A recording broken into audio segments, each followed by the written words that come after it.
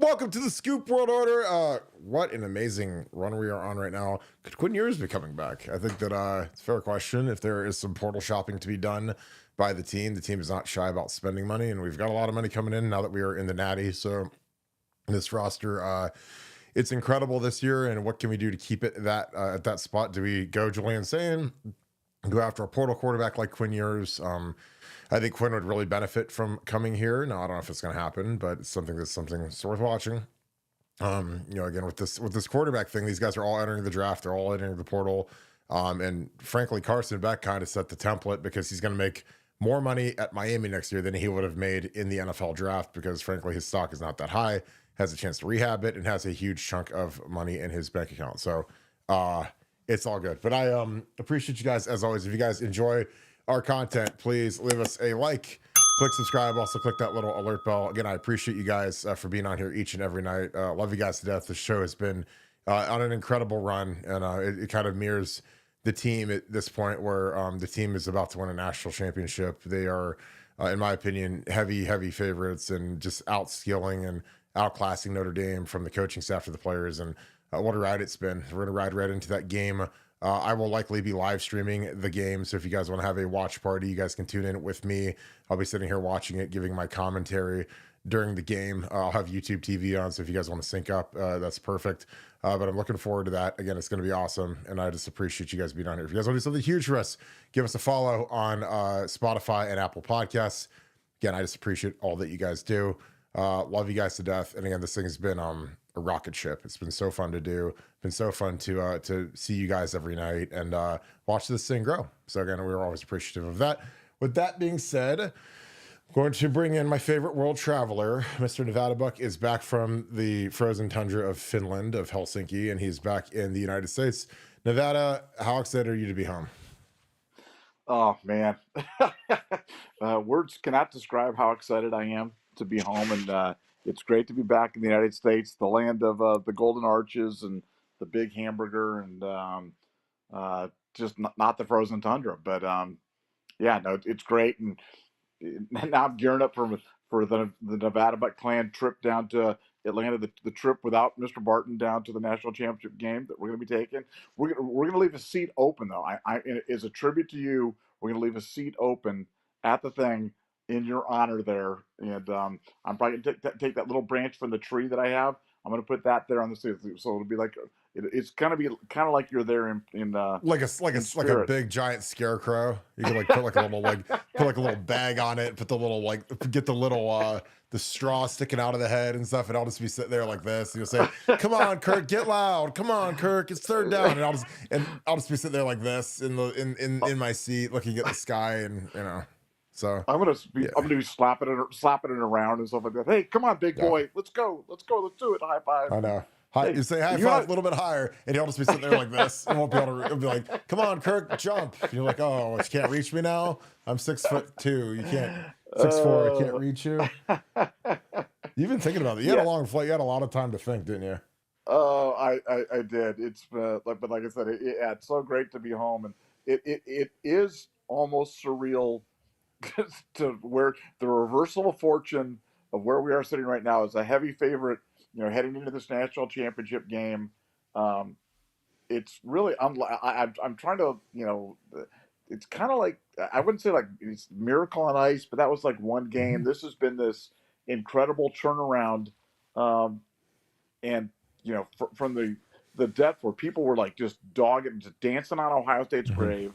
And this is not directed at any fans or anything. I'm just talking about in general. And now we're the prohibitive favorite to win the national championship. I mean, what a reversal what a life lesson. What a reversal of fortune. And hey, could we be getting a new quarterback next year? And before we launch into the whole thing about Quinn Ewers, one thing you said that's really kind of got me thinking. And this may be Captain Obvious, but I think it's a really important point. College football, for a lot of players right now, is going to be more lucrative than playing in the NFL. Oh, fuck yeah. And that's crazy to think about. You know what I mean? Like, that's really, I mean, you talk about what a fundamental change, like when you were playing, if I slipped you $20 so you could go to Arby's, that could have got me banned forever and you banned for life and whatever. You know what I'm saying?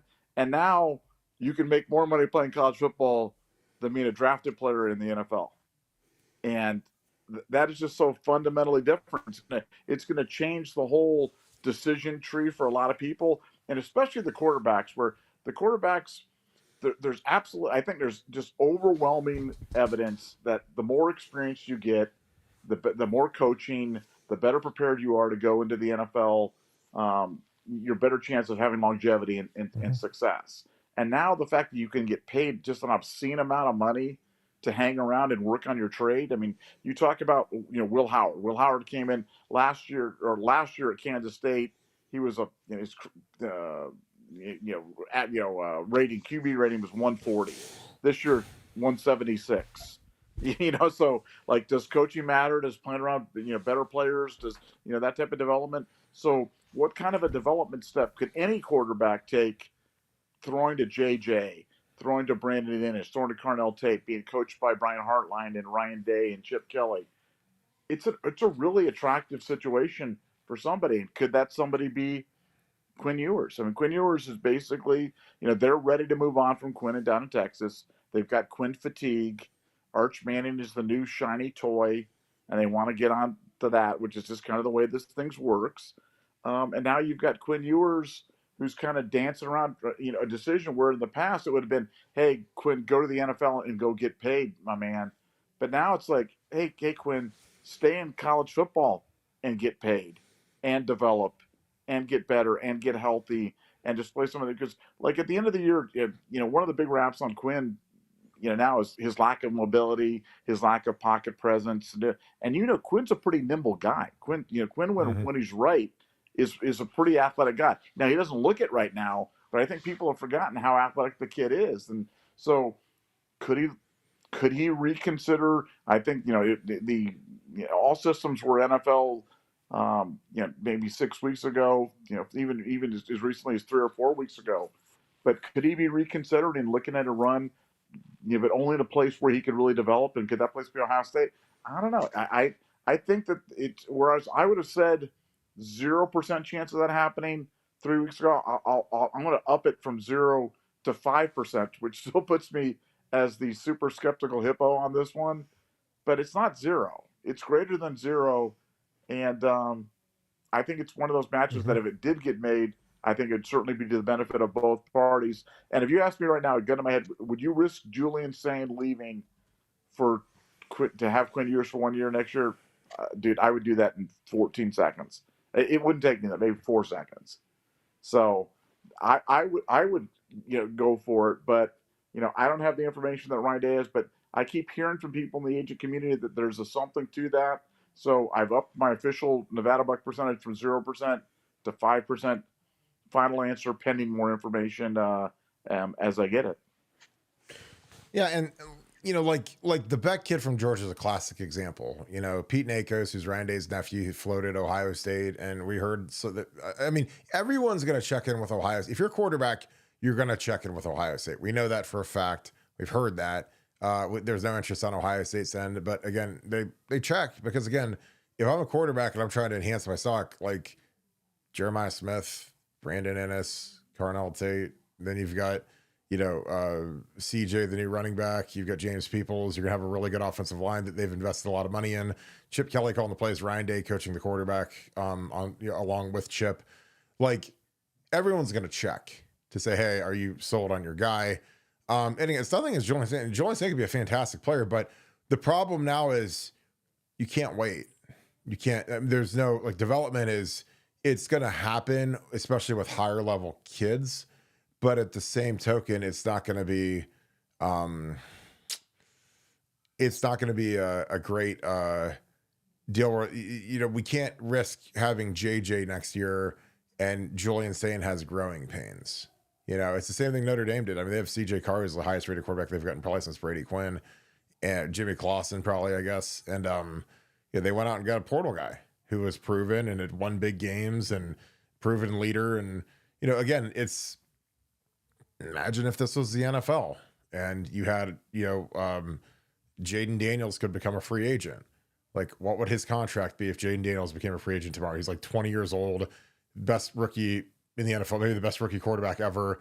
I mean, they'd sign him for $100 million a year because he's that good. I mean, he'd be the, I mean, his cost, if he's an unrestricted free agent, no franchise tag, probably 75, 80 million a year. 20 years old, no injuries, has lifted them out of. That's kind of what we're dealing with on a much more minor scale when you talk about the dealing with the quarterbacks. Because again, like, this is going to be a ready-made team. This is a team that frankly doesn't have time to wait for a quarterback to develop. And this is nothing against Julian Saint. Like, I think Julian Saint's fantastic. I think he's a 5-star kid, but he's raw and he's never played at this level. He's never proven he could play at this level. So, like, I'm just sitting here and I'm just like, I don't know. Like, I mean, if you could get Quinn Ewers, I'd sign up today. So we get Quinn Ewers to go with JJ.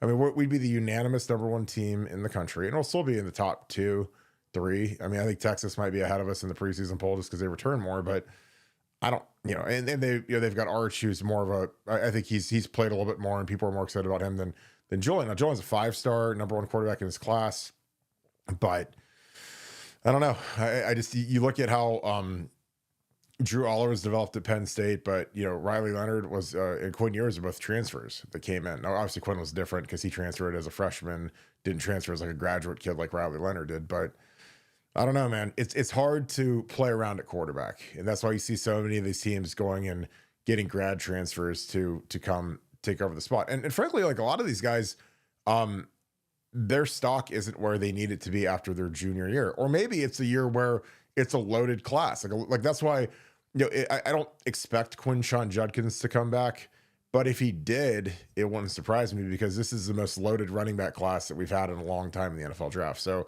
you might be a 2nd-round pick in a regular draft, but you might be a 3rd or 4th-round pick in this draft. So again, it's kind of, like Beck, the kid that went to Miami, he hurt his shoulder, hurt his elbow. He wouldn't have been able to throw at the combine. He wouldn't have been able to play at the Senior Bowl.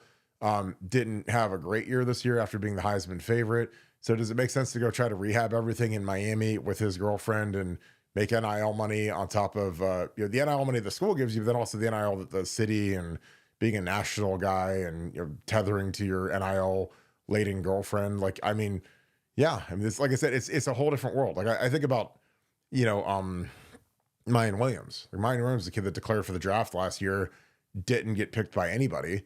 Didn't get invited to a rookie minicamp, didn't do anything for a year. Now he's signed with a CFL team. But if Mayan would have came back here at Ohio State, we probably would have paid him $300,000, $400,000, $500,000 because he's backup running back, and obviously he's not as good as Quinshon, and Quinshon would have taken most of his carries. But Mayan was the guy that they would have given him a token, $500,000, which is a crap load of money to manage to be part of the team and win a national championship and whatever. And again, I know what the market is for some of these offensive linemen, and it's insane what guys who really haven't done much, they've started a couple of games, or they've been, maybe they haven't started at all, and they're getting humongous dollars, life-changing money for being 21 or 22 years old.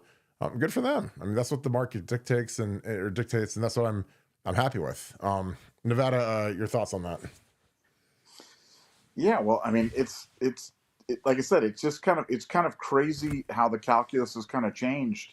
And I think, for you look at the 2 teams that are in the final right now, Notre Dame and Ohio State both have transfer quarterbacks. You look around the schools at all the big schools that are in there.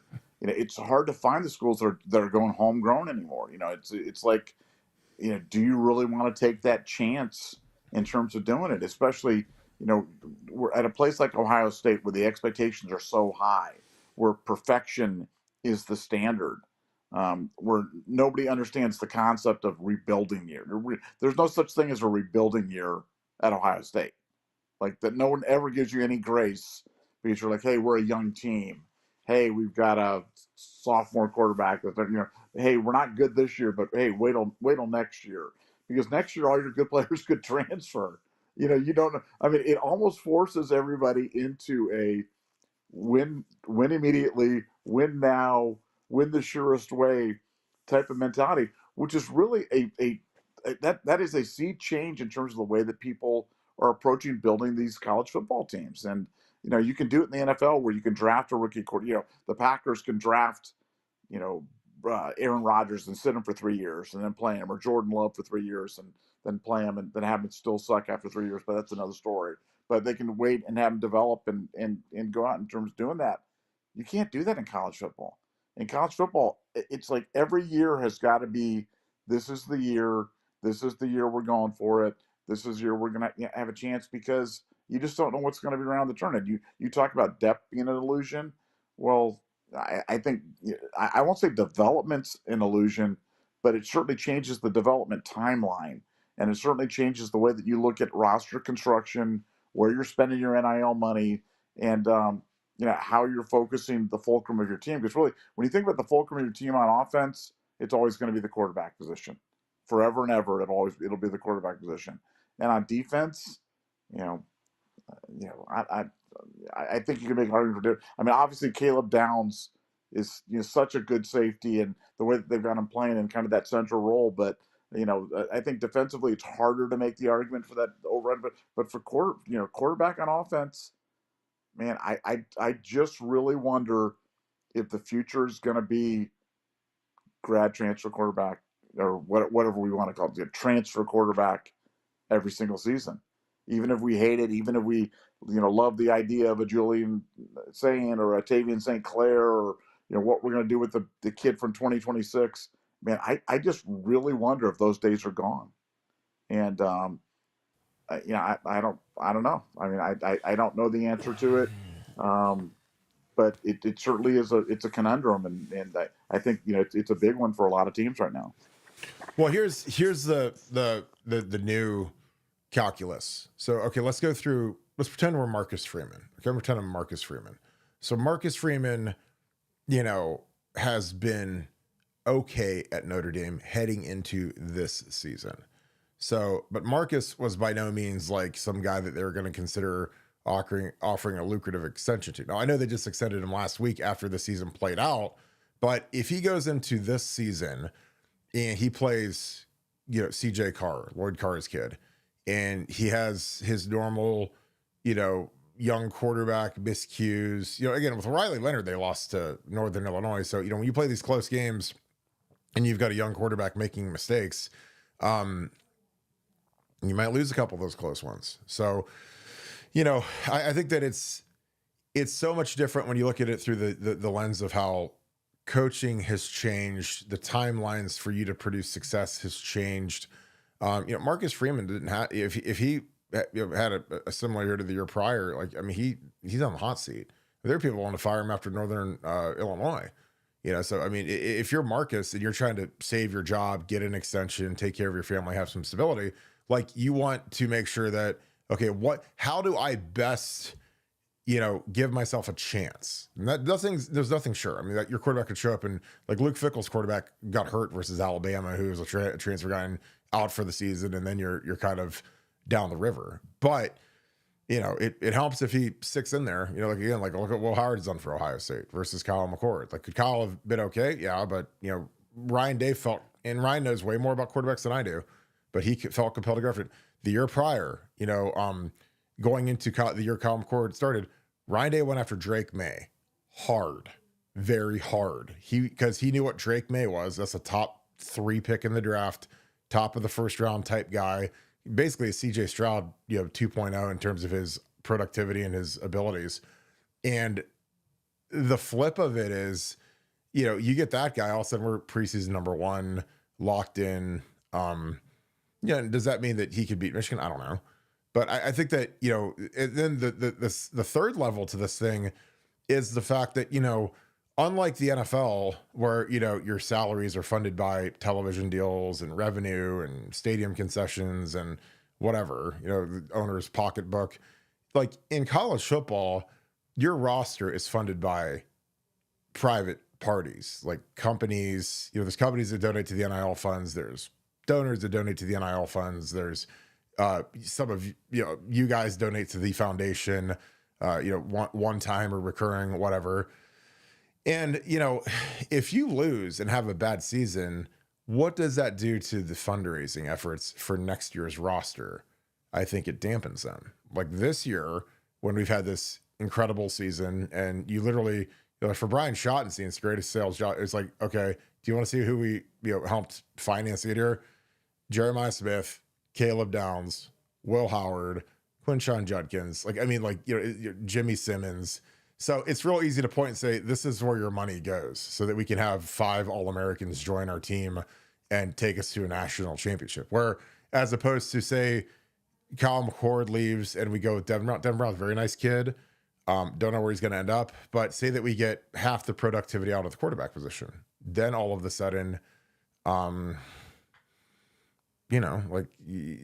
are people as excited to give to the NIL cause when we don't have, we're not winning, when we lose 3 or 4 games and it's a 8-4 season and everybody wants Ryan Day fired or Marcus Freeman fired. So, like, again, if I'm sitting in Ryan Day's seat and I can get a kid who's a sure thing, he's proven he can play, he's not going to melt like butter in front of the pressure and at Beaver Stadium, then I'm doing it. Like, if I can get Quinn Ewers in a heartbeat, if Julian Sain leaves, God bless him, great kid.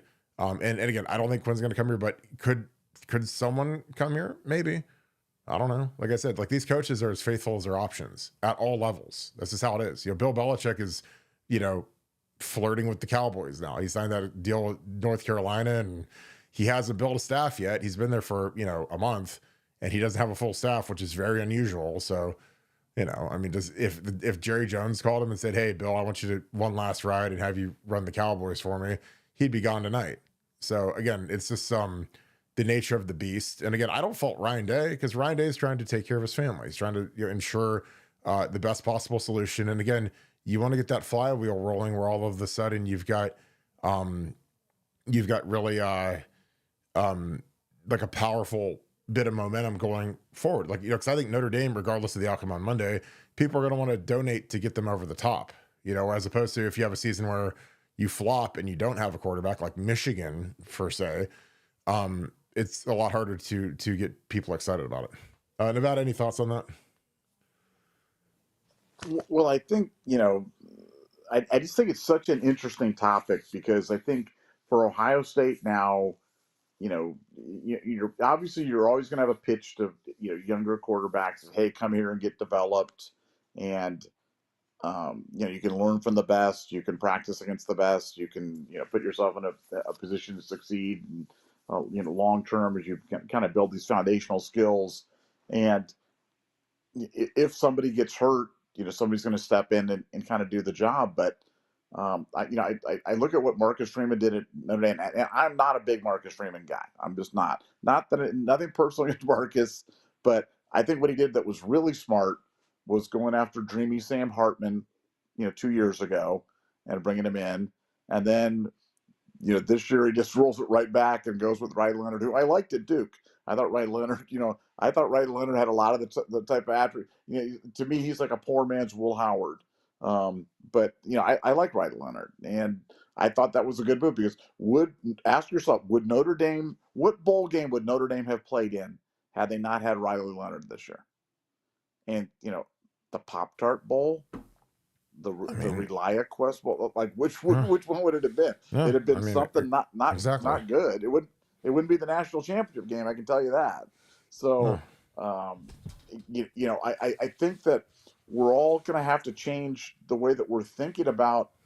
I just think college football has changed so much that it's kind of retraining our brain. Because I've been a college football fan my entire life, 6 decades of watching college football, or 5 decades or whatever. It's my formative years. But I was listening to Jim Knowles talk today. Jim Knowles was talking about one of the things he was really grateful for was the fact that Ryan Day went slow this year offensively, and how by not going fast and not going up tempo during the season, it limited the amount of plays his defense was on the field throughout the season. And this was a long year, 16 game schedule, longest in Ohio State history by a wide margin. And he appreciated the fact that they slowed it down on offense, even if it was to the detriment of the offense, because it enabled his defensive guys a chance to rest, and maybe they're fresher now at the end of the season as a result. And I was listening to him, and I'm like, man, college football really has changed. College football it's all about peaking at the end. It's not about winning the the Red River Shootout in October or the game in November even anymore. It's about get to the playoff, be reasonably healthy, get on a roll, and try to win the title. And that's a different, fundamental way of thinking. But to something as small as having another running back or playing a slower tempo of offense to save the wear and tear on your defense. Man, I'm telling you, there's a lot of 4D chess kind of going on, a lot of stuff that we never would have considered in the past. And I throw this veteran quarterback thing, and there's another thing, because it's like cheating. Getting a veteran quarterback is like cheating, and it feels kind of yicky, and it feels kind of ew, and the days of let's go get our quarterback and have him maybe play a little bit as a freshman and come on as a sophomore and be better as a junior, and hey, wait till he's a senior, man, he's gonna be something else. I mean, let somebody else have done all that, and let's just go take him as a fifth year senior, or or whatever. I mean, I don't know. If I'm coaching, that's what I'm doing. And I like I said, my thinking on this has changed so much over the past years, but I just think it's because college football has changed, and I feel like we have to change with it. Well, I think it honestly reminds me a lot of Ryan Day.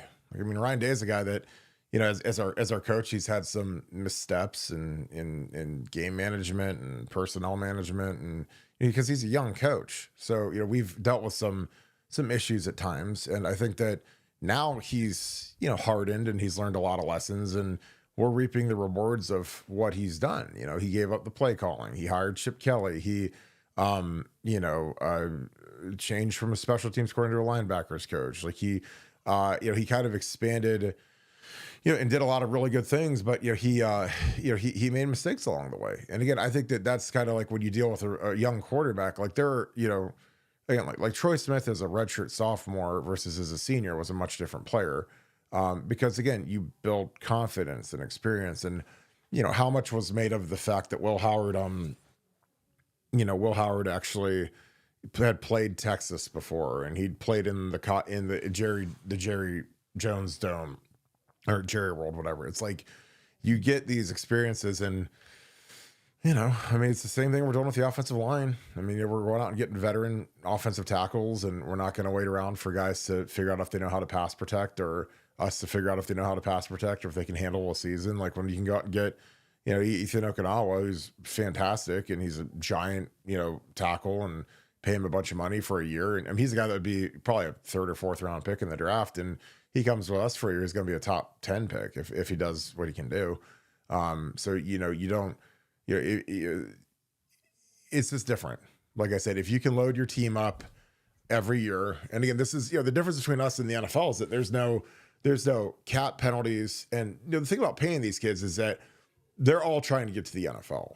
This is, so you pay a guy in the NFL, you give him some big free agency deal. There's a lot of guys get that guaranteed check and they quit, and they're just kind of done, and they just trying to eke through, the last years of their deal. But college, man, these guys are motivated to get to the next level and get the real money. So I don't know, but I mean, we've been really, really progressive, and we've been really efficient at managing NIL. So I think that it's not going to change. I mean, we picked up the number one tight end, the guy that I think is the number one offensive tackle.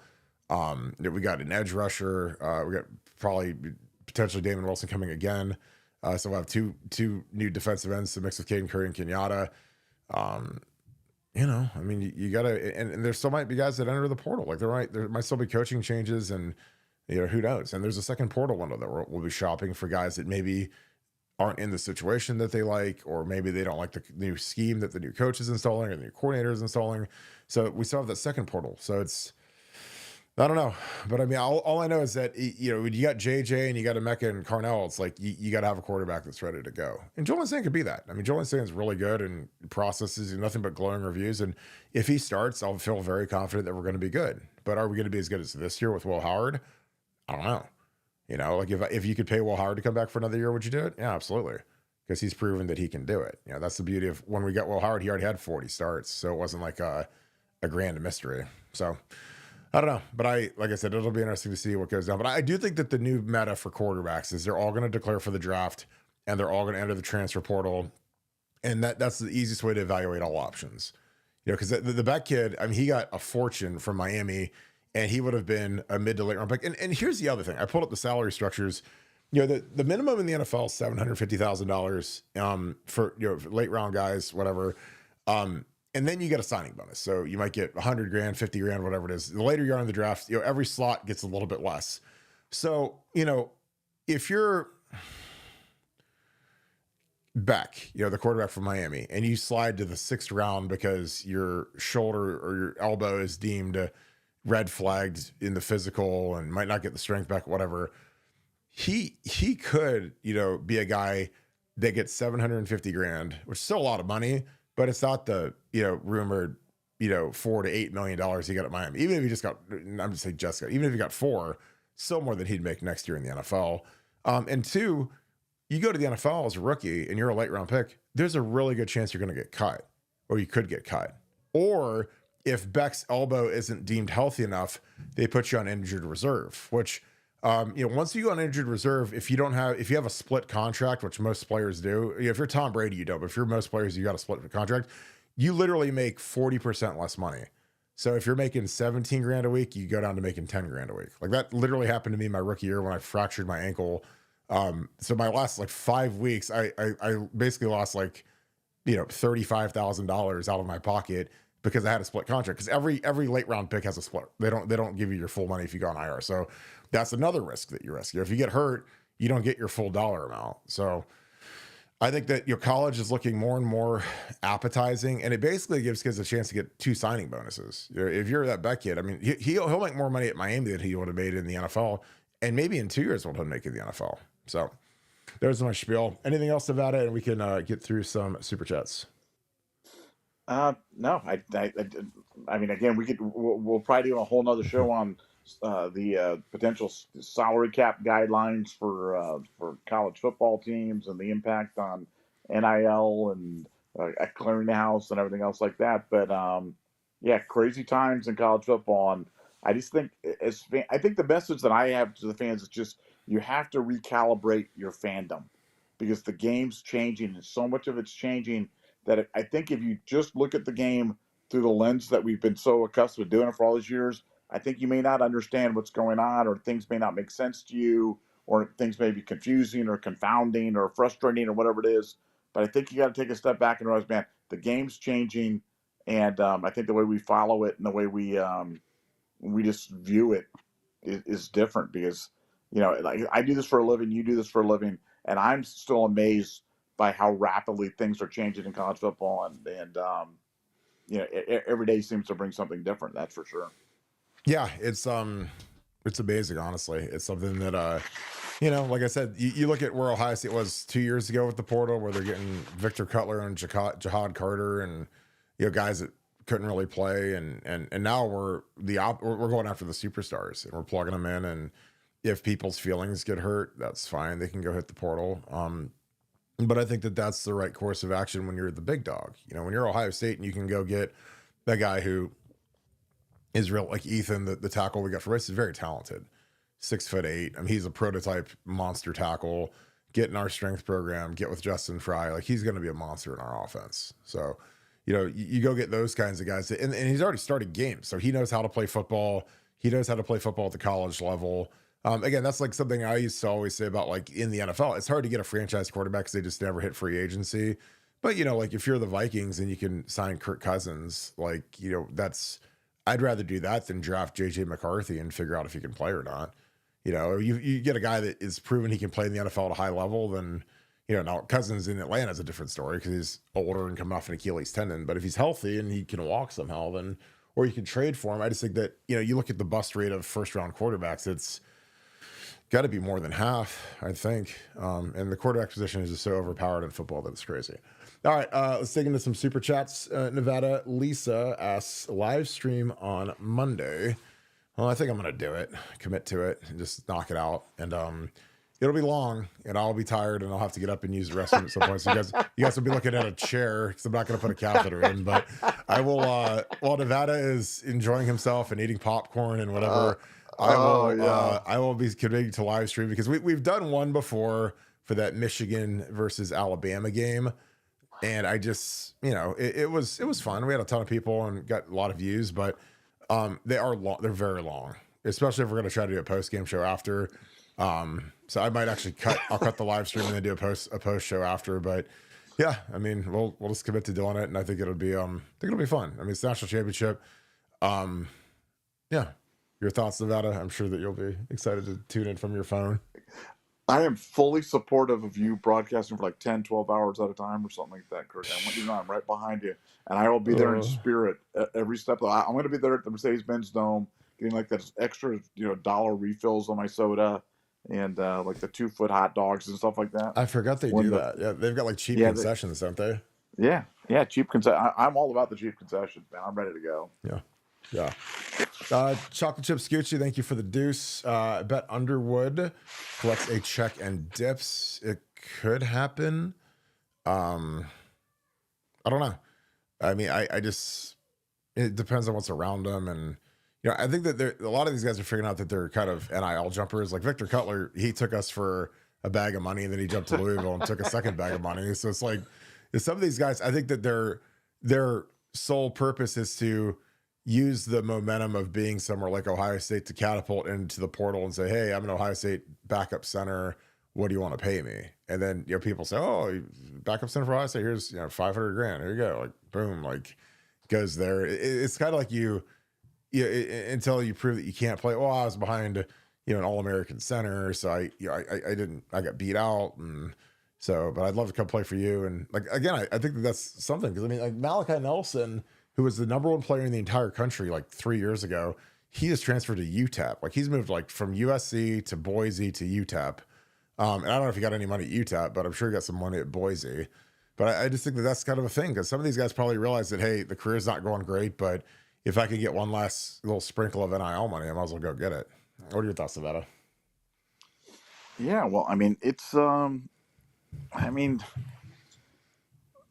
Underwood thing, I mean, who the heck knows what's going to go on with that kid because he's just, I'm not even sure how good he is, and I know people are and maybe he's going to be the next big thing, but we just did an entire segment on how dangerous it is, to take a quarterback and try to ride with them and do that. We'll now throw on top of that the fact that you've spent a fortune to bring the kid in and kind of, you're basically putting the whole thing on him from day one. There's, donor expectations, there's fan expectations, and you're kind of pot committed to this kid being good and being the truth. So to me, that is the highest risk path that you could possibly take in all of college football with any position, but to do it with the quarterback, it's just, it's exponentially more risky. So I think Michigan's taking a huge gamble on this thing, and we'll see. I mean, maybe it'll turn out spectacularly well for him, but I think the odds say otherwise. Yeah. Chris Hops, thank you for the 10.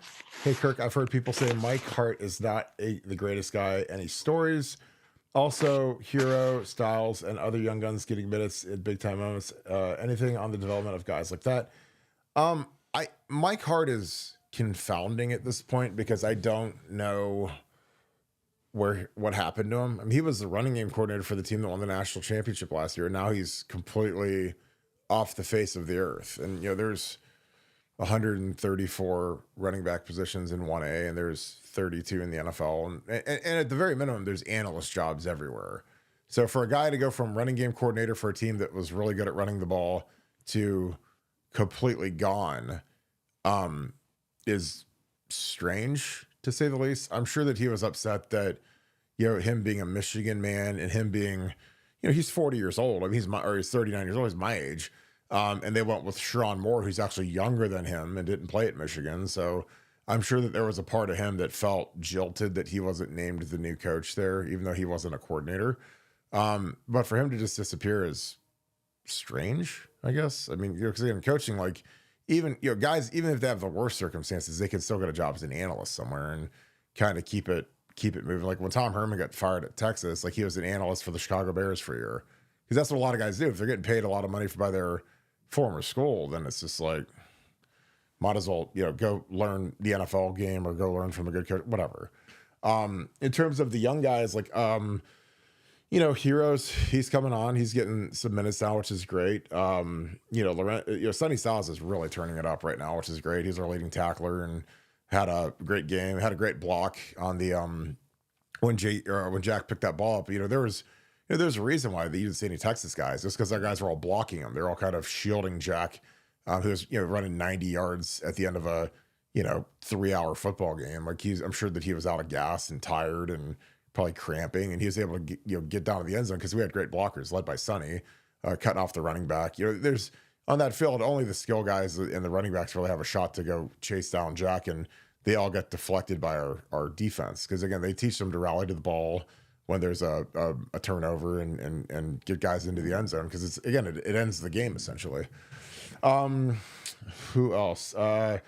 Jermaine Matthews Jr. played like the whole second half because Denzel he was dinged up. And, then you look at on the other side of the ball, Luke Montgomery's been fantastic. And he's a guy that didn't really play at all this season except for garbage time. So, yeah, I don't know. It's a tough deal. And I think that, it's the thing I keep saying, and I've said it 1,000 times, is that not only is it valuable to obviously win a national championship in this playoff, but like, the amount of development that is going on for these young players to be able to continue to practice, and especially the fact that we have our transfer portal guys basically getting like a pseudo spring ball, getting a pseudo a jump on. They're not really learning the plays right now, but they're able to practice. They're able to kind of figure out the tenor of practice, how we work. And same with our young, Jake Cook and all these freshmen that are there early, Carter Lowe. They get to be on a team and practice with Jack Sawyer and JT and Will Howard and Trey Henderson. And that's something that, frankly, I'm envious of. I'm not envious of anything, but it's like, I would have loved to be able to practice and see how Mike Doss works. Like he was a senior when I was a freshman. I don't think this existed until 2 or 3 years ago where these early enrollees could practice for bowl practice, but it started happening a few years ago. I noticed it. Jane Daniels was practicing out at Michigan at the Rose Bowl, and I was like, that's really peculiar because this was not a thing in like 2012 where if you made a bowl game, you could have the early enrollees practice. But yeah, and plus these guys get to go to the games. They're all at the games, and they get to kind of see how the locker room is and how we do business, and they get to be a part of these wins. And they're not really on the team, but I can't tell you how valuable I think that is that they get to experience all that and see it. And again, they're going to want some of it of their own. If you're these freshmen or these transfer portal guys, like they don't get rings. They might steal a hat or a T-shirt, but they don't get a ring. So they're probably going to want to get their own ring next year. So I think that's really good. Nevada, your thoughts? Heard people say Mike Hart is not the greatest guy. Any stories? Also, Hero Canoe, Sonny Styles, and other young guys getting big minutes in big time moments. Anything on the development of guys like that? What are your thoughts? Well, Mike Hart, maybe a guy that was talking to the NCAA at somebody, allegedly. So there may be something that comes to that. So at one point, so Michigan people may not be quite as happy with him in the future. As for young guys, I remember a few years ago when we were seeing, Tyleek, when Tyleek was a youngster, and we saw him doing it. Well, I'm telling you, Caden McDonald is the next big thing on the interior line at Ohio State. He is really, really good, and he's a guy that every time he's on the field, he flashes. When he's on, when they practice, all the offensive linemen talk about how difficult he is to move, how he moves so well for a big guy. He is absolutely a young name to look forward to, and so as much challenge we're losing off the defense, and we're losing a ton. One of the reasons why this defense is so good is because we've got all these 4th and 5th year guys on it. We've just got tons and tons and tons of experience. But we've been able to get some younger guys in and play meaningful. But we're not talking about fourth quarter up 49-7, going out there and running around and just but we're talking about playing real minutes. So I think while our defense is absolutely 100% going to take a step back next year, probably not as pronounced as it could have been, considering how good the talent is behind him. But we've got a lot of good young guys. But I did want to mention Cade McDonald because he is a guy, not just a future star, future superstar, and that's saying something. Yeah, he could easily be a first round pick type of guy. Doug Tipton, thank you for the 5. Should we be a little worried about this game? just like 2006, where we were favored and told we were going to win. Obviously, anything can happen in football. I always preface it by that. I feel very confident about this game. If Will Howard breaks his leg on the first play of the game, then I might not feel quite as confident, but that's just reality. Like, again, we felt great going to that Florida game. Now, were we out there too long? Yes. Did we do a lot of things wrong? Yes. But I didn't expect Ted Ginn to break his leg on the first play. You know, I mean, again, when you lose a football, you know, it's like when Texas played Alabama in 2009 and Colt McCoy got knocked out of the game.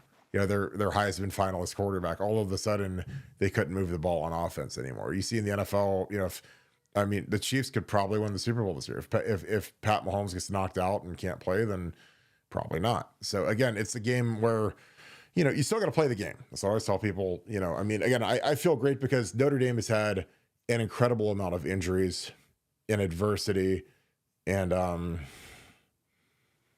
you know, like I like their left side, you know, they're on their third left tackle, which I think is great for JT. They couldn't do anything against Penn State's front. I think our front's better than Penn State's as a whole. So yeah, now they've got a good quarterback. I don't have any respect for their skill, but they also don't have Urban Meyer. I mean, Urban Meyer was a freak of nature, superstar type coach. I don't think Marcus is quite there yet. You know, I mean, you got to remember, like, Urban went undefeated at Utah.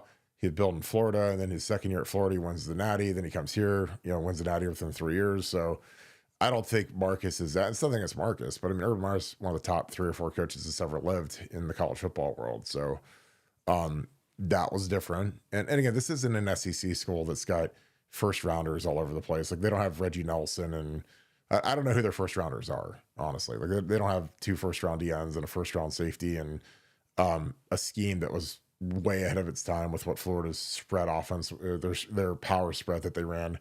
That was something that was, yeah, we didn't defend particularly well. So yeah, I don't know. And then, you know, we lost to LSU, and they had the 3rd pick in the draft, the 5th pick in the draft, and their D line. It was in Louisiana. Their quarterback was a good player. He ended up, you know, throwing for 500 yards for the Packers in the one game he started. And so again, I don't see that from Notre Dame. Now, I could be wrong. Again, our guys got to show up and play, but they know that. And that's the thing I've said a million times. The fact that they've lost 2 games, it helps. It gives me a lot of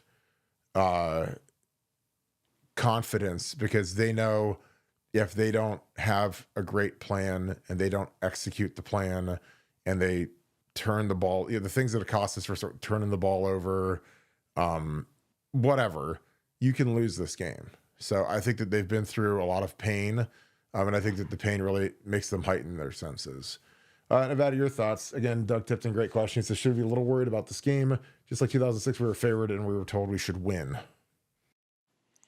I mean, yeah, again, I don't need to repeat what you're saying about, of course, you can always, you know, lose, you know, a game, but, you know, the dynamics of this game are somewhat unique in that, you know, back in 2006, or in all previous seasons, really, it was 36-day layoff, 38-day layoff, 43-day, whatever, you know, extended layoff between last game and, you know, this game. And this game we've been playing every week, and this team was left for dead a month ago. Now I've gone on this improbable, crazy streak where they've beaten Tennessee, Oregon, and at Texas consecutively. And then, you know, they turn it right around and they're going to the national championship game. There's 0% chance that they're complacent, overly confident, resting on their laurels, or any of the other adjectives. Zero chance that happens. So, yeah, you know, they'll be ready. They'll be primed.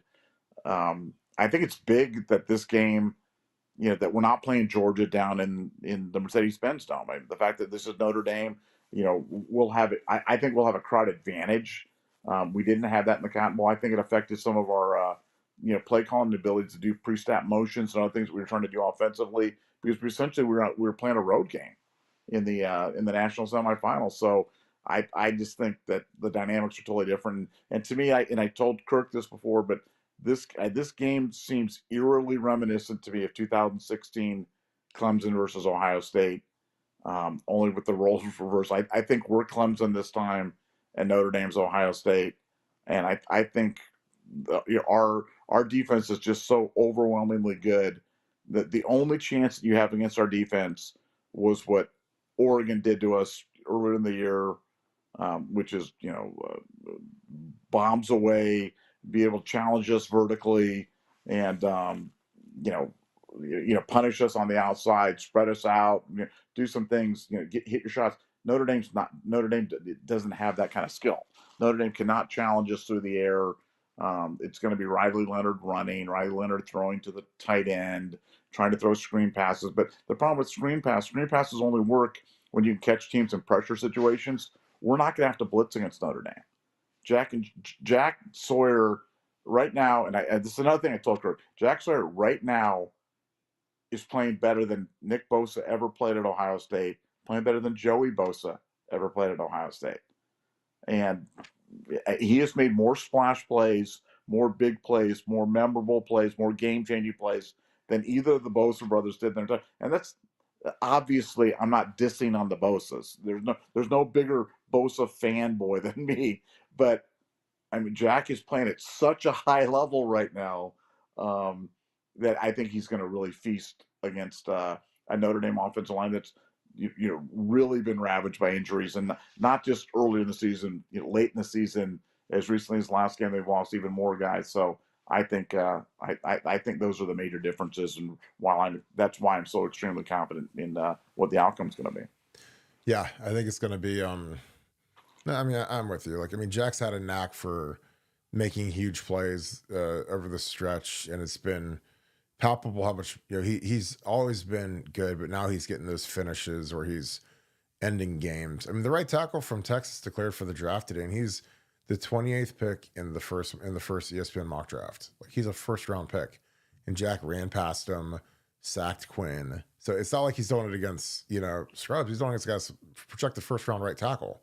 That guy will start in the NFL as a rookie day one, because you don't take tackles in the first round that you're not going to start. So he's made a lot of money this run, and it couldn't happen to a better kid in a better family. Will 8282, thank you for the 5. You guys are the goats. Is there any chance 51 leaves to play with his brother, Nevada OH? I don't think so. I mean, Luke's here, and I think that it was a weird situation because obviously everybody thought Ryan would end up here, but we went Tavian, which again Tavian kind of passed him because he waited around a little bit, and I think that I mean the quarterback thing is so. It's like the commitments should be written on like paper mache, just because I think that they have such a small amount of there's just nothing to a quarterback commitment at this point. I mean, these kids have got to go somewhere where they can play. There's no guarantee that if you commit to Ohio State that you'll ever play, because they might bring in a Will Howard, and they might bring in a Quinn Ewers, or they might bring in a Drake May. I mean, Ryan was all over Drake May, and so and again, I applaud Ryan for that. Again, Ryan is not about your feelings; he's about the bottom line, and he wants to get to the clear bottom line of making sure that he has the best chance to be successful for him and his family and for this team. So again, if Troy Smith, went to the NFL, and then in 2007, my senior year, Jim Tressel went out and got Matt Ryan or Tim Tebow. It's nothing against Todd Beckman. I love Todd Beckman. He's a great friend. He's in my recruiting class, but Matt Ryan's the 3rd pick in the draft. So if you go get Matt Ryan to be our quarterback that year, would I be upset? No. And again, if Todd Beckman had a podcast and said, well, if we could get Jake Long to replace Kirk Barton, who's a better player than I was, would he be upset? No. I mean, that's just life in the big city at this point. So, that's how it is. I don't think Luke would leave. I think he's got too much momentum. I mean, he's kind of written in ink that he will be starting somewhere on the offensive line. Played a lot this last game. He's getting better as he started. And again, they're throwing him in there versus Tennessee, Oregon, and obviously Texas. So I mean, he didn't get a warm up of playing Akron and Western Michigan and some of these teams. So I don't know.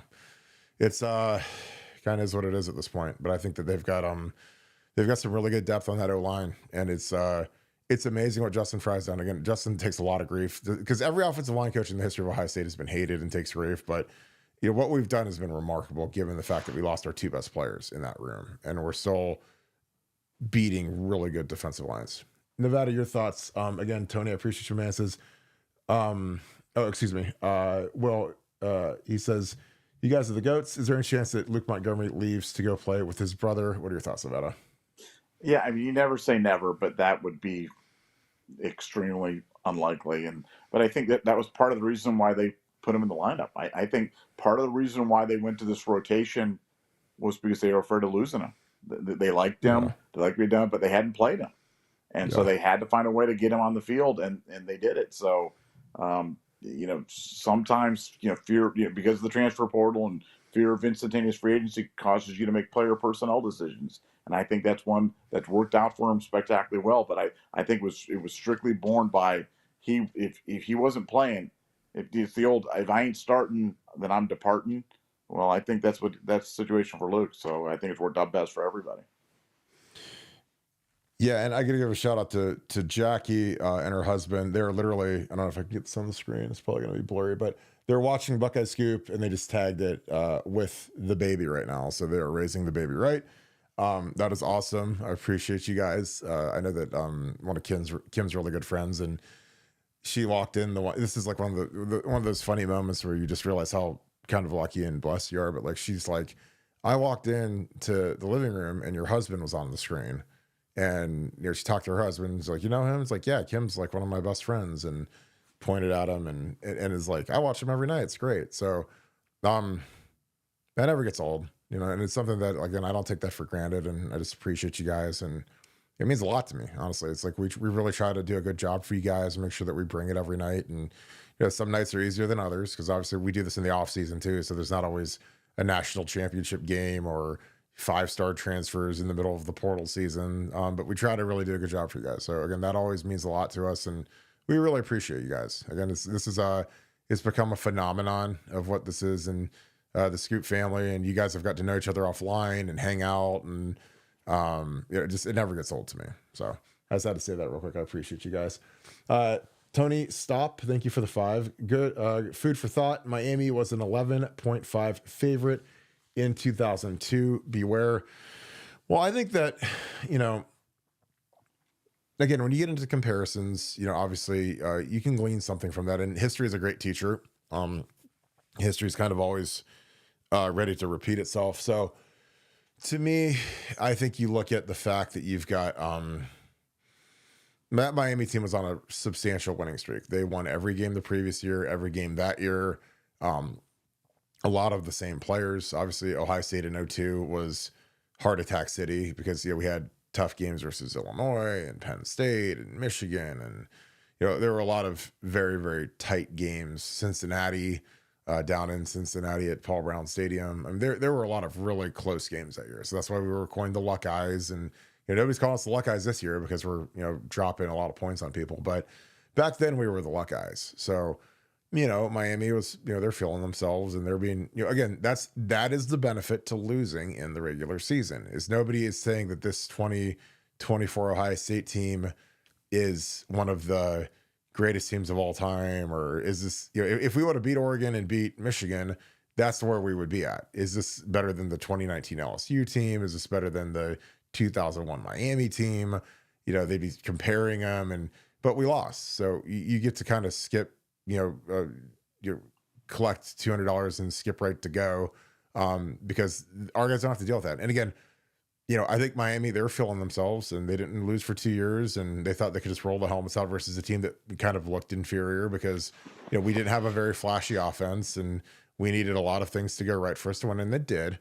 And again, it's nothing against those guys, but I mean, you go watch that offense. It was, mildly easy to stop, and we had, Marie scored a touchdown and Craig rushed for a touchdown, but our numbers were not exactly spellbinding when you look at the box score. But I don't know. Like I said, I've been a part of teams that have been favored to win a national championship, and I know kind of what went wrong, and we didn't play great, and we ran into a buzzsaw.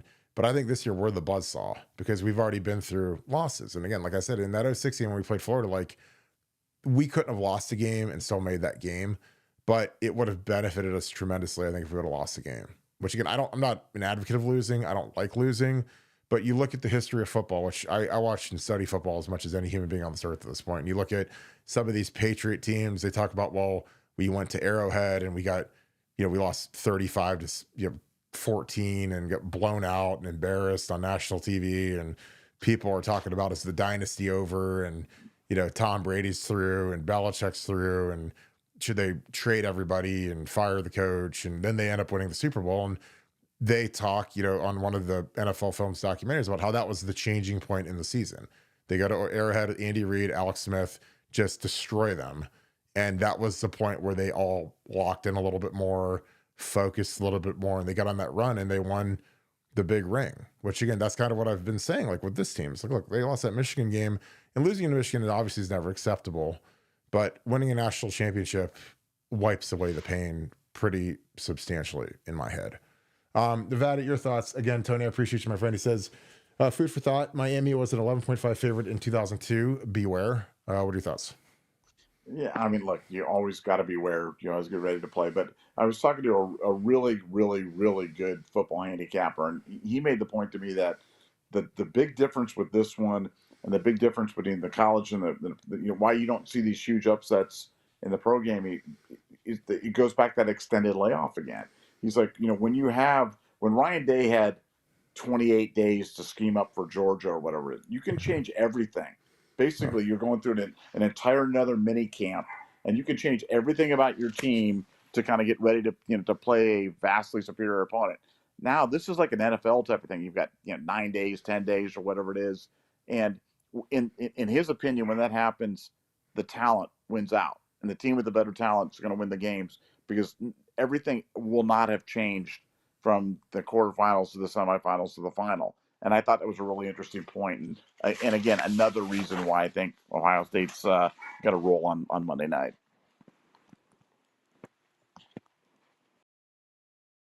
I think that there's a lot of truth to that. You don't have time to not just change those, but also to overthink. And I thought there was some stuff we did going into that Florida game where we overthought stuff, and Florida changed some stuff. And there were keys we were looking for. They weren't there because Florida switched a lot of stuff, and smart, really smart.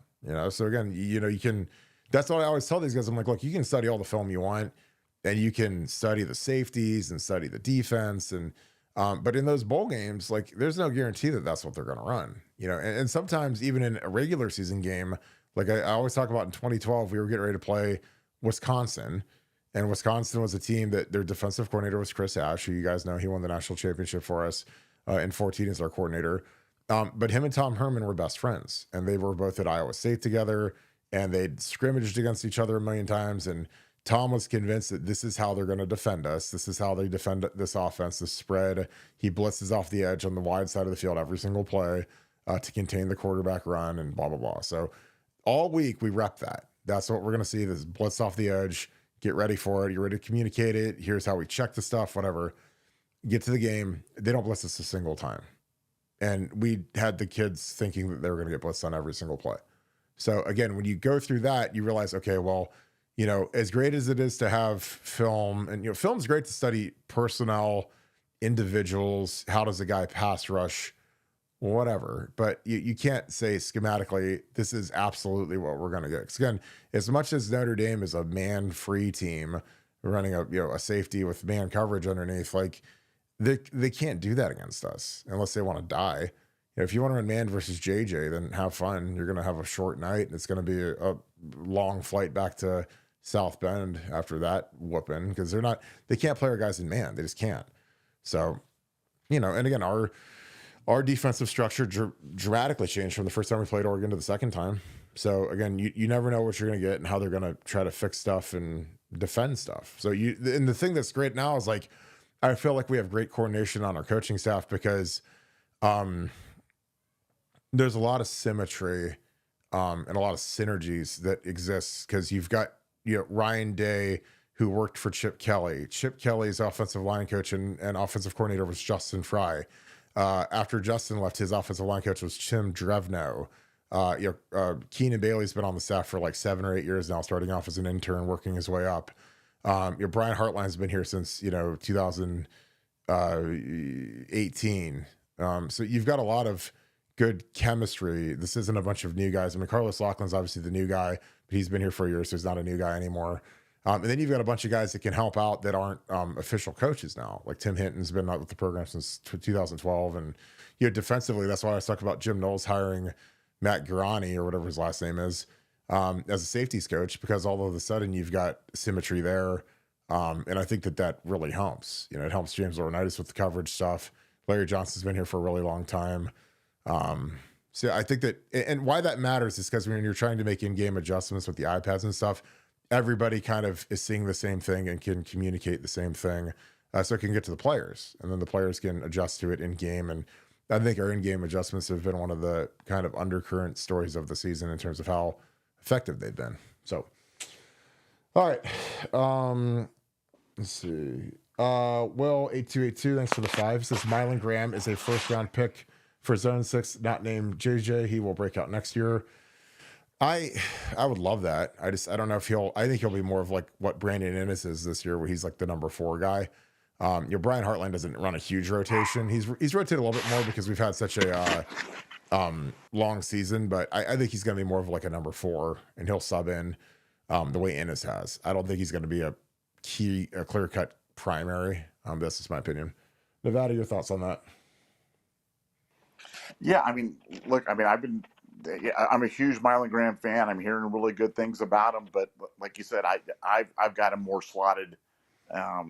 It's kind of a rotational guy. It's just there's so many mouths to feed, so many experienced mouths to feed in that room, and I'm just not sure how he's going to vault over because you've got Ennis, Tate, and JJ all coming back next year, and all those guys have played big minutes and experienced minutes. But no, he's a heck of a player, but he's just going to have to be patient and wait his turn. Yeah, I agree. Pill Jr., thank you for the 2. What about Knowles to the Oklahoma rumor?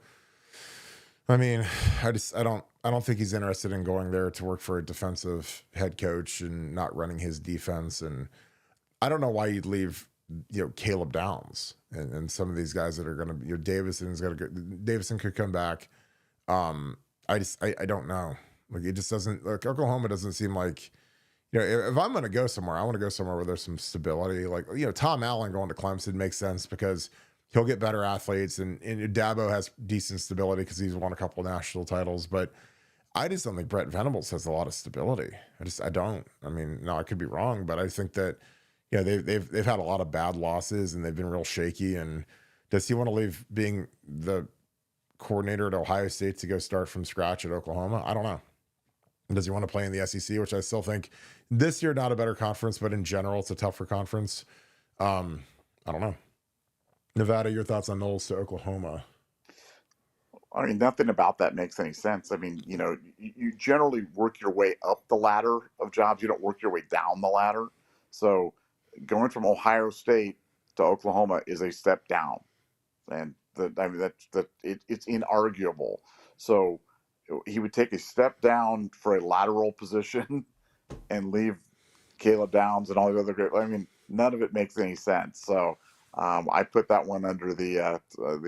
I'm beyond skeptical hippo on that. I think that's a bunch of horseshooey. So I'm not worried about that one at all. Yeah, I mean, if they had, like Lincoln Riley, and he was still kind of rising like he was a few years ago, but I don't see why you go to a coach that potentially could get fired after next year. It makes no sense to me. Especially a defensive coach, because then, the perfect guy to work for is Ryan Day, because Ryan Day doesn't, he cares about the defense. Obviously, after the Oregon game, he was, working over there trying to get it fixed, but he's not going to bug you normally. Like, if you're an offensive coach, you're going to hang out with the offense. If you're a defensive coach like Nick Saban, you're going to be in the defensive meetings. That's just how it works in football. So do I think Jim Knowles wants to go over there and have Brett Venables sitting in his meetings telling him what to do when he's at Ohio State? He's probably going to get a raise, probably be a $3 million coordinator. I don't know. I don't buy it. Tummy Tom 10, thanks for the deuce. Isn't Quinn very injury prone? No full seasons. I mean, yeah, he's been dinged up pretty good. I mean, he got crushed by Will Anderson 2 years ago, and this year he's missed a little bit of time with the groin or oblique or whatever it was, where Arch started a few games in the middle of the season. But yeah, I mean, that is a knock on Quinn. I mean, again, when you don't make it through a whole season, then you do have some issues. But I don't know. Like, I think it's going to be interesting because they're going to evaluate all options. Because Notre Dame's going to come after Quinn, Oregon's going to come after Quinn. I don't know. I would come after him if I was us. NFL. You put a gun in my head, I'm thinking he's going to the NFL next year. But do you want to try to come back next year and be the Heisman favorite and be if he comes to Ohio State, he's a Heisman favorite instantly with JJ. And then do you rise your stock up to the point where you're considered a top 5 pick? Because I don't see any drafts where he's in the top 5. I see Cam Ward, I see Shador, whoever, but I don't see a lot of Quinn. So I don't know. Like, and again, you basically get a second signing bonus. So, would you make more if you got $10 million to come back for 1 year of college football than you would with your signing bonus as a late first round pick? I don't know. So, but again, there's also a part of you where you're like, it's better to not be in the top 5 or 10 of the draft because the money's great, but you're going to, like, by definition, the worst team in the league, or one of them. So if you're Jane Daniels, you can flip it, great. If you're Caleb Williams, it could be a death sentence. So that's my opinion. Nevada, your thoughts? Isn't Quinn very injury prone? No full seasons. Your thoughts? Yeah, I mean, I think that's inarguable. I mean, he's been hurt, and that's certainly something that's a red flag, and certainly one of the reasons why I was so excited about Will Howard, because I do like those big horses at quarterback, especially in the Big Ten and in the cold. So that would definitely be something to be concerned about. Yeah, I agree. Sergio Sama, thank you for the 5. Do we run well more this game? Sometimes we forget how much he ran at K-State. I think only if you really, really have to. I mean, again, like when you say, Kirk, what could go wrong in this game? Will Howard could get hurt.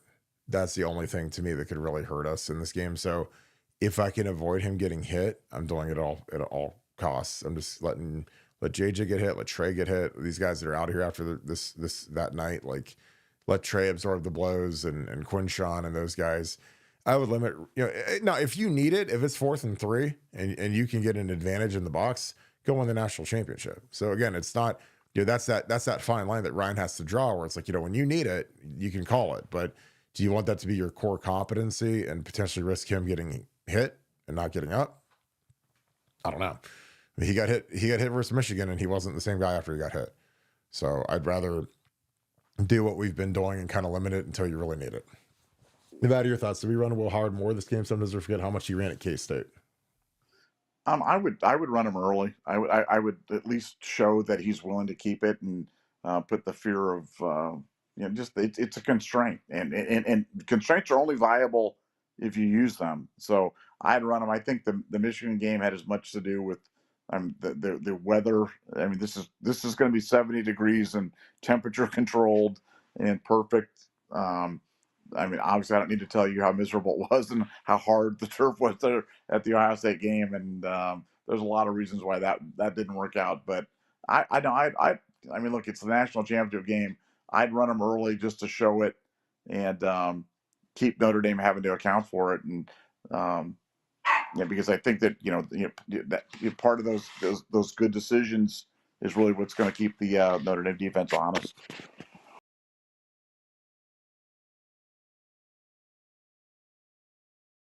I think you're muted right now, Mr. Barton. Sorry. Thanks for the deuce. AT, I appreciate you. I'd be fine with Julian. CJ started as a sophomore. Yeah, I mean, he did. And he did really well. And again, but CJ, he ended up being the number 2 pick in the draft. So I don't, could Julian be that? Sure.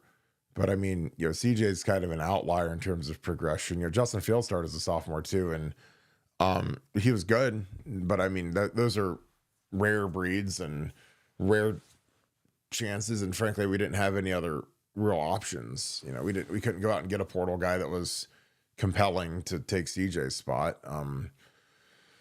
So I don't know. I mean, it's tough. I mean, it's easy to compare someone compare it to someone who's the best, arguably maybe not the best quarterback to ever play, but he's in the conversation with CJ. I mean, you could make an argument that when you've gone 2 overall in the draft and threw for 1 million yards, that you're definitely in the very short Mount Rushmore of quarterbacks just because of what he did statistically. He didn't beat Michigan and he didn't really win a bowl game, a playoff game, won the Rose Bowl, which is great. But I don't know. We didn't really have this option back then. So, and again, it'll tell us a lot if Ryan Day does approach these guys, because he's in practice every day watching Julian. Julian's been good in practice. And I talk to people that think Julian's going to be the next guy, and but is he, or do you want to go get a guy that's definitely the guy? Because Quinn would definitely be the guy. I mean, he was formidable. He missed some throws, but I think that I don't think that he has he has anywhere near the skill that we have. at Texas, and which is crazy because I thought Texas would have much better skill players, but and that's not me trying to, kind of knock down what we did, but they didn't really have a monster running back or receiver like I kind of expected them to. So, my opinion. Nevada, your thoughts? AT says he'd be fine with Julian, and CJ started as a sophomore. What are your thoughts? Yeah, I mean, I think it all just depends on how good Julian's been in practice, and you and I get reports. Sometimes the practice reports translate to the playing fields. Other times they don't translate as well. So, but I'll trust Ryan on this one, and we'll know quickly because if Ryan is actively soliciting these guys, then that will tell us something. And if he isn't, then that'll tell us something as well. So I don't think we'll have to guess on this. I think we'll know really shortly how legitimate all this stuff is. Well, I think that for me, that was the thing that really kind of sounded the alarm when Ryan went after Drake May. Is that it just in my head I thought he was not convinced in what he had with Kyle McCord. But Kyle McCord did not want him over the spring. And he's around Kyle. And so and again, Drake May is a top 5 pick. Kyle McCord is not that. So, but when he went after, Drake May, it was like, okay. For one, it told me that Ryan is completely ruthless, which again, I'm good with. My head coach, great. You get us Drake May, we probably won the Natty last year. Because you saw how good he was with the Patriots this year. And the big reason why Mike Vrabel wanted that job is because he's got a superstar quarterback as a year 2 guy with 3 years left on his, or 4 years left on his rookie deal. But we'll see. Perry Allison, thanks for the deuce. Will Notre Dame dictate turns and make us run to win? Like that team up north. I don't know if they can dictate anything to us at this point. Nevada, what are your thoughts? The only way that works is if Ohio State plays into their hand. And I don't think Ohio State's going to do that. I think that game that will not be mentioned was about a lot of other things other than the most effective game plan, and I don't think they'll replicate those. Ohio State's well aware of what they need to avoid doing to replicate that game. So I don't think it'll be that way. Madam's Prime Entertainment, thank you for the 5. Everyone talks Caleb Downs' contribution. Unsung is how he turns defenders to block run lanes and pushes back towards help, just like a D lineman. Thoughts, Nevada OH? Yeah, Caleb does everything right.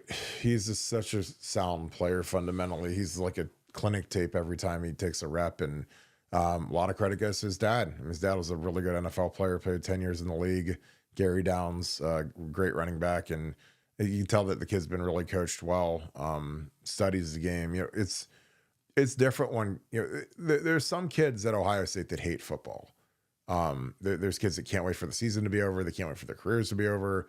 They're just kind of over it. And then there's some kids that are just immersed in football. And that's what Caleb is. So JJ is, Will Howard. There's some guys where it is their life. It's all that they want to do. It's what they want as their career.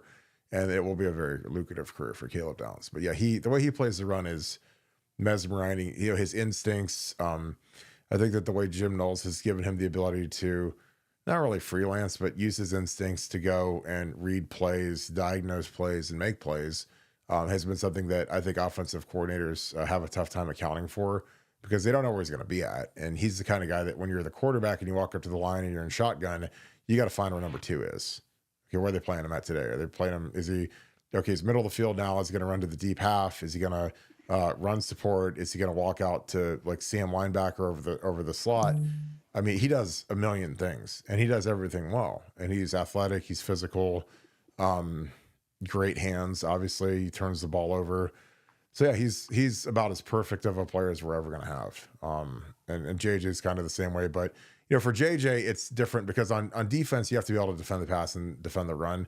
And he does both equally well. So there's not many guys that we're going to see in our lifetimes that are like Caleb Downs. Nevada, your thoughts? Everyone talks about Caleb Downs' contribution. Unsung is how he turns defenders to block run lanes and push back towards hump, just like a D lineman. Thoughts, Nevada OH? Yeah, Caleb Downs is special. I mean, he's special, and I think the ability for him to kind of offer that run support is really one of the reasons why I'm not as worried about Riley Leonard as a running threat, because having a guy like Caleb Downs, I mean, he's the great eraser on all that stuff. And I think in the past, we've struggled against running quarterbacks, but now that they've moved Caleb closer to the line, I just don't think that's going to be an issue. And I think that's going to negate one of Notre Dame's, only path to offensive success. And yeah, and Caleb's so good at it and so effective at it. And I really think I think he'll be accounting for a lot of Riley Leonard stops during the game. Yeah, I totally agree. Ladybug, thanks for the deuce. Recruiting lady scoopers. Don't forget about us, Nevada OH. No, I mean our demographics are incredible. I mean, we do have a lot of women that love to watch the show. I get a lot of great feedback. I get a lot of great emails, a lot of correspondence, and I appreciate all of it. And we try to be as diverse as possible and try to bring and make everybody feel welcome, everybody feel happy, everybody get to know each other. Great environment, and that's something that we kind of pride ourselves on. We do, and it's something that I've worked, Stephanie Odie, she worked for us for a little bit. We've worked to hire more people to kind of reflect the demos. So we're always on the lookout for talent. But I love how different our crowd is. We have people from all walks of life, people from all different backgrounds, and it's great. You guys are all welcome in the Scoop family. We love to get to know you guys. We treat everybody the same. And it's something it's just different. And again, we appreciate you guys. And I always love interacting with you guys. If I have to fix something with customer service or just get a call or help you guys out, whatever I can do, I always try to help. And so does Nevada. Nevada and I are the customer service tag team duo. You don't deal with anybody offshore. It's the two of us. So if we're slow or a little behind, it's because we've got a lot of stuff going on, but we try to get our stuff done as fast as possible and help you guys as fast as possible. So we appreciate you guys. So again, we're not forgetting the lady scoopers. We appreciate all of you guys that are a part of the show. But it is cool that we've got such a diverse population, gender and race and creed and whatever else wise. So Nevada, your thoughts again. Ladybug, thanks for the deuce, says recruiting lady scoopers. Don't forget about us, Nevada OH. And yeah, I'm constantly amazed how many ladies and women that we have listening to the show. I mean, it's a huge part of our demo, and I mean, it's part of the reason we don't cuss. We don't cuss the show. We want this to be a family friendly show. We want kids to be able to listen to the show. Mm-hmm. We want women to feel comfortable. Grandmas, because there are other shows on the air that I like. There are people that I like, but they curse all the time, and I just was like, man, I wouldn't want my daughter listening to that. So we're not going to do it here. So we love the fact that we've got such a huge female demographic, and we appreciate it all.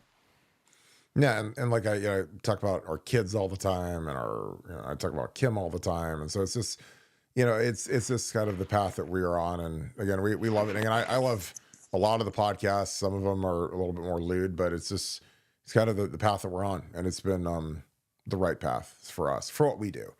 Geodet, thanks for 42. Thank you for the 5. Jack Story has been lights out for sure, but so has JT. He's been very solid against the run as well. They've both made themselves a lot of money. Yeah, JT's been really, really good. He's been really physical. He's always been physical. Again, they play a position that has kind of got this hyper focus on sack totals, but it doesn't always focus on how hard these guys play and how good they are against the run and how much they affect the quarterback. And they're both going to be very, very good NFL players. They'll go both in the first 2 rounds. Maybe the top 45 picks. Again, at defensive end, a lot of it depends on how fast you run. If they run 4.6s, then yeah, skyrocket. That's again, I don't know what they're going at the 40. I can guess, but I mean, the D end is really, the 40 is really important for those guys, especially the 10. But those guys have both been awesome, and frankly, like I'm gonna miss them because we don't even have 6 days left for these guys as Buckeyes, and so. Not much staying left in the old hourglass, Nevada. Nevada, your thoughts? Jack Story, again, Judy, I appreciate you being on here all the time, my dude. Jack Story's been lights out for sure, but so has JT. He's been very stout against the run as well. They have both made themselves a lot of money. What are your thoughts, Nevada? Well, I think they've kind of redefined what people, or at least what I've looked at in terms of what an effective defensive end is, because, you're right. There's a hyper focus on sacks. how many sacks does your defensive end have, and that becomes the the be all end all about how good your defensive ends are. These guys, they've been able to, by playing this extended playoff, get into the double-digit sacks and get to those numbers, but they don't have 20 sacks. They're not going to lead the nation, but boy, they're good, against the run. Boy, they're good against the pass. Boy, they're smart. Boy, they're tough. Boy, they give effort. And they're right up there. They're going to go down in the annals as one of the legendary pairs of bookend defensive ends that we've ever had at the Ohio State University, and it's been I'm going to miss them for sure.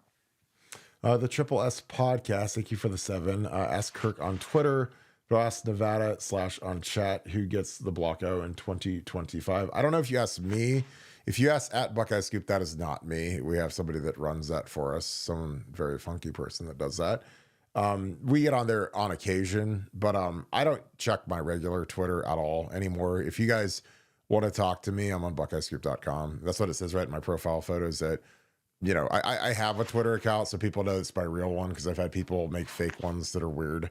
But my real one, I'm just not on it anymore. Cause if I have time to write my thoughts, it's going to be on buckeyescoop.com. That's our premium, message board. And that's where our people are. And that's where I feel like I should be giving my my thoughts and my content. So if you ask somebody and I didn't answer, I apologize.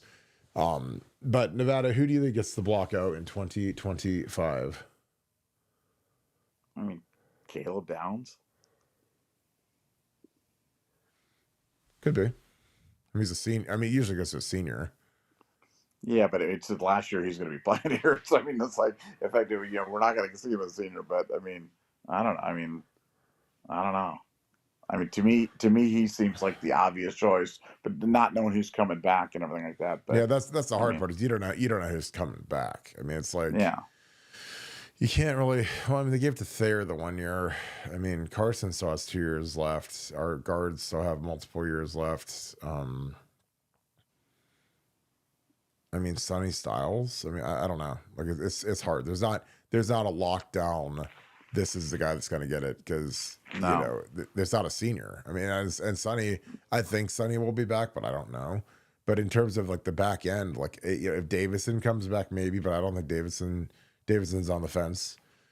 Our safeties are all gone. Denzel's gone. This is an old team, so JJ's not old enough yet. Ennis isn't old enough yet. Neither is Tate. So I don't know. That's a great question. I wish I had an answer for you, but I don't. None of our offensive linemen are going to be seniors next year because we're going to have the big kid from Rice and we're going to have the kid from Minnesota and we're going to have our interior 4, but they're all underclassmen. Excuse me. So I don't know. It's a great question. And we don't have an old quarterback. So it's, I don't think Jaden Felding's a senior. I can't think of who would be a senior outside of Sonny. But just my opinion. Chris Slusher, thank you for the 5. If Quinn Ewers would come to Ohio State, you already know what the rumors would be that Jack Sawyer strip 6 was the setup. Go Bucks. Yeah, it would be a long, strange trip for Quinn to come back here. I don't think that there's a huge chance that could happen, but I think that everyone they'll talk to everybody. They'll figure out as a crew, family agent, where's the best spot. I think that there's a 90% chance he's going to the NFL. Feel really confident. They had Pete Thamel report that before the game the other day. So, they fed that to Pete. Pete went with it. So they didn't just do that so that they could whatever. But, again, I think that the meta now for these quarterbacks, especially guys that are, 4th or 5th year seniors, is to declare for the portal and declare for the draft. Because if you don't formally fill out the paperwork to declare for the draft, then you're technically not in the draft. Like Beck declared for the draft, but he didn't do the paperwork, so he's not effectively in the draft. So he still has his college eligibility, is what I'm saying. So, what are your thoughts, Nevada? Chris says if Quinn Ewers would come to Ohio State, you already know what the rumors would be that Jack Sawyer strip 6 was the setup. Go Bucks. What are your thoughts, Nevada? Yeah, he would have really been playing the long game. You know what I'm saying? You think about that. He comes to Ohio State, then he leaves as a sleeper cell agent to go to Texas to wait for the right moment to kind of turn it back to win it for Ohio State. That is some 4-dimensional chess right there, and I love it, man. Thank you, Quinn. I appreciate it. Yeah, yeah, Thank you. it's That, good fodder for a podcast, you know. yeah, exactly. Thank you, Quinn. J Rock's Swash Life, thank you for the 5. Lots of folks in the chat are saying to pass on yours. If it's there and run, we're saying I would take yours, Nevada OH. I'm just about mitigating risk and mitigating growing pains, and I think Quinn would be. Obviously, he'd be a 1-year rental. And Julian could stay for another year, and I don't know if he would, if he's just dying to start as a true sophomore somewhere, he could go do that. But again, like a lot of the NFL Aaron Rodgers model, I think would be beneficial for these kids where they're around the program for 3 years. They really know the offense. They really know the coach. They really know the guys they're throwing to. And then in year 3, it's time to start. And that was something that, in the old fashioned days of football, you had, like Jim Bowman told me, that like, even as I was coaching with him, that, ideally when you're recruiting offensive linemen, you don't really want them to have to start year 3. And then every year you take 3 or 4 in the class. But you want to take 3 or 4 good ones. Like you want to take guys that are like the Brew Crew, like Mike Adams and JB Shugarts and Brewster, all 5-star guys. And, in year 2 or 3, they're ready to go and be productive. And you just kind of roll it like that. Now, obviously it's pre-portal, so all this is blown to smithereens, but that was kind of his thing, is like, for linemen, like let's 3 years. And for a quarterback, I think that's a good timeline too. Like, I mean, Troy Smith didn't play at all until his 3rd year, redshirt sophomore. But again, I think that the timeline has been sped up tremendously. And I think that the amount of pressure that is pushed on these coaches from athletic directors and donors and social media and national media, like it speeds everything up to the point where you can't wait 3 years to figure out if a kid can play or not. So if you can go get a Band-Aid like Marcus did and go get Riley Leonard, you do that. And because Notre Dame's not playing in the championship if they're starting CJ Carr as a freshman, even if he's a 5-star kid, it's just not happening. So, but what are your thoughts on that, Nevada? Again, J Rock's Swash Life, I appreciate you, my dude. He says a lot of folks are in the chat saying to pass on Ewers, and if it's they're running with saying, and he says he would take Ewers. I'm with you. I mean, if Quinn Ewers wants to come to Ohio State, you sign him up tonight, and he's your new quarterback after Will Howard. But I don't think it's happening. I don't think there's any. It'd be the slimmest of slims. But what are your thoughts? Yeah, if you could get Quinn Ewers, you do it, and you don't even. I mean, you honestly don't. You don't even think about it. It's honestly it's a no-brainer. I mean, I understand why people would feel that way, but I'm just telling you, you're just wrong on that one. You take Quinn Ewers, and then you worry about 2026 that year. But that's just my humble opinion. Yeah, because like I said, you don't have the time to wait. Like if Ryan Day didn't have Will Howard this year, and McCord hit the portal, and we're starting Devin, and Devin obviously he's okay, but he's average to below average for Ohio State standard. And are we winning these close games? Are we close versus Oregon? Are we blowing teams out? I don't know. And again, I'm not saying it's a crack on Devin, but that's just kind of what it is. We've seen him play a little bit, and nice kid, great family. But is he a guy that's going to get us over the top to win the national championship? Because that's the mark now, is win the Natty. And we went out, got us a quarterback, and we're going to win the Natty. So, VP of Height, thanks for the 5. Who is the person responsible for promoting players for awards? You mentioned ours is terrible. Does that affect recruiting? Nevada, I'll let you go on this one first.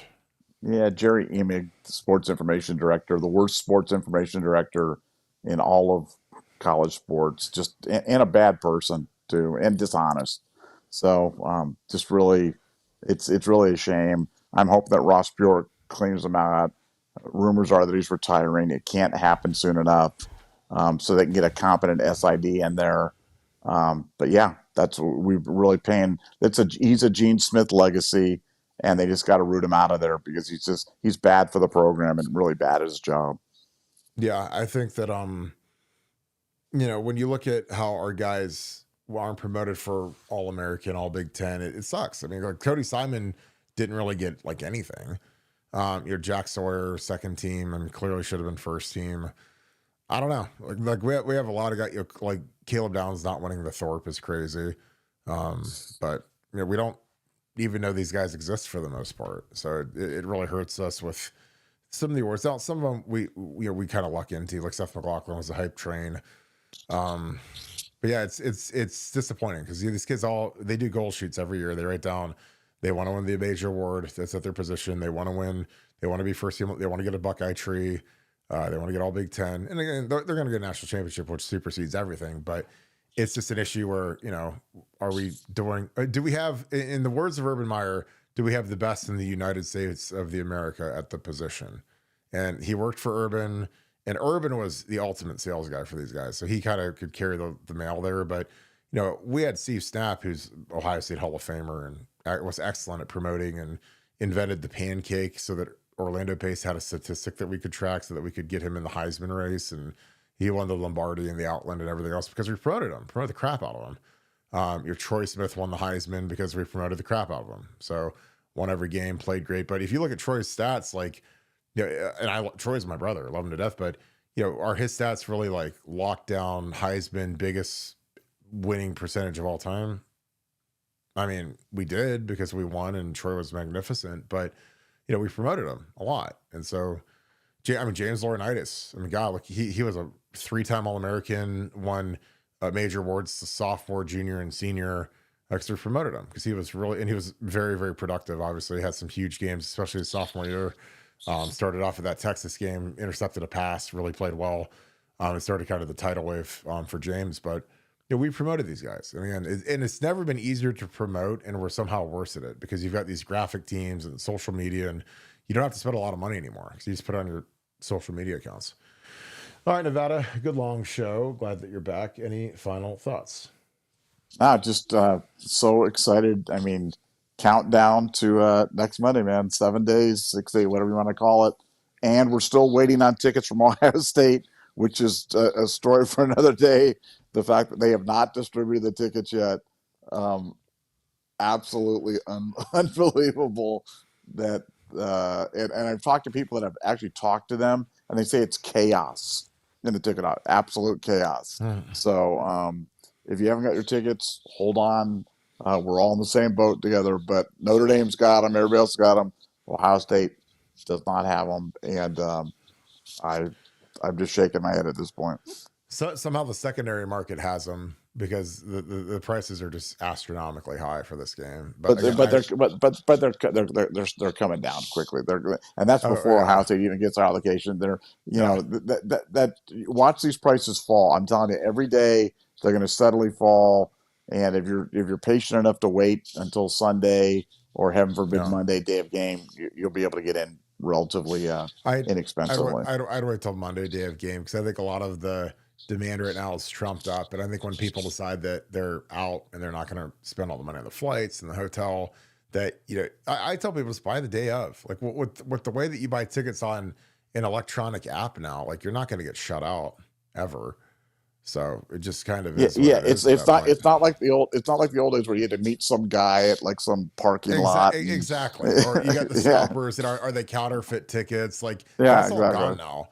You buy it on your app and then they transfer it right to your phone and then you walk in the stadium. And again, it's great. I love it because then there's no, again, like the counterfeit ticket scams that used to happen were heartbreaking because people would show up to the game and they'd spend $10,000 on tickets, and then all of a sudden they'd walk in and they'd go to scan it and it wouldn't work.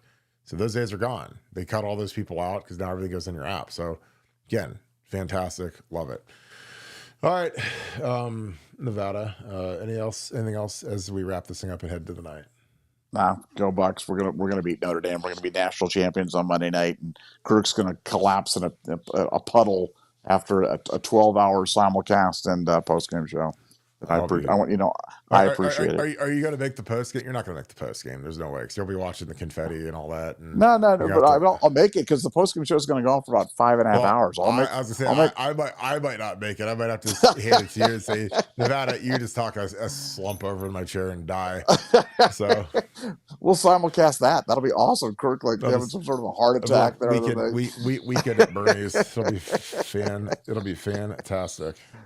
Oh boy. So. All right. Cool. All right. I'll catch you. All right. Thank you all for being a part of the show. If you guys enjoy our content, please leave us a like, click subscribe. Also click that little alert bell. Again, I appreciate all that you guys do. If you guys enjoy our content, again, leave us a like, click subscribe, click that alert bell. If you guys want to do something huge for us, give us a follow on Apple Podcasts, Spotify, our two major podcast distributors. We have been growing that like crazy. It's been huge that you guys have been doing that. Leave us a 5-star review. Again, I appreciate you guys. Nice long show tonight. Great questions, as always. Great audience, as always. And again, I'm just so thankful for you guys and just enjoy kicking it with you guys every night. So we got a nice little run here heading into the national championship, which I will live stream. Now, I might die. I might be exhausted. So I will have IVs in my wrists, and I'll be drinking Pedialyte and taking bathroom breaks every few minutes. So bear with me, because it's a lot different. Doing a 4-hour show is way different than a 1-hour show. So but we'll get her done. So that being said, thank you so much, Buckeye Nation. Thank you, Scoop family. We'll talk to you guys tomorrow. Hope you guys have a great rest of your night. Go Bucks.